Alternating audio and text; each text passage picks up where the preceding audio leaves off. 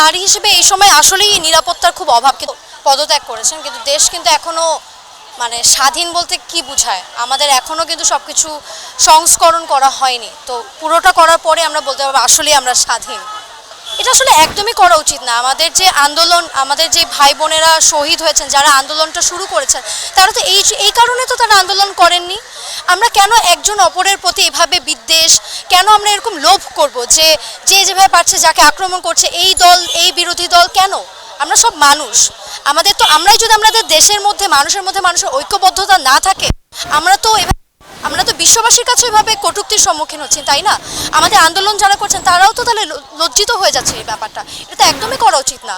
আমাদের লুটপাট করার জন্য তো এই কাজ করা হয় না। নারী হিসেবে এই সময় আসলেই নিরাপত্তার খুব অভাব, কিন্তু আমাদের সবাইকে একসাথে, আমাদের ভাই এখানে কিন্তু অনেকে আছেন যারা এখন আমাদের ভাই বোনেরা, ভাইরা বিশেষ করে, যারা কিন্তু সারা রাত জেগেও পাহারা দিচ্ছেন। মোহাম্মদপুর, উত্তরা, যেখানেই বলেন, সব জায়গায় সারা রাত ধরে পাহারা দিচ্ছেন। মন্দির বলেন, যে গির্জা, যে সব জায়গায়, রাস্তাঘাটে, বাসা বাড়িতেও কিন্তু পাহারা দিচ্ছেন। যে আমাদের সবাইকে এখন এগিয়ে আসতে হবে, আর সাবধানতা অবশ্যই অবলম্বন করতে হবে।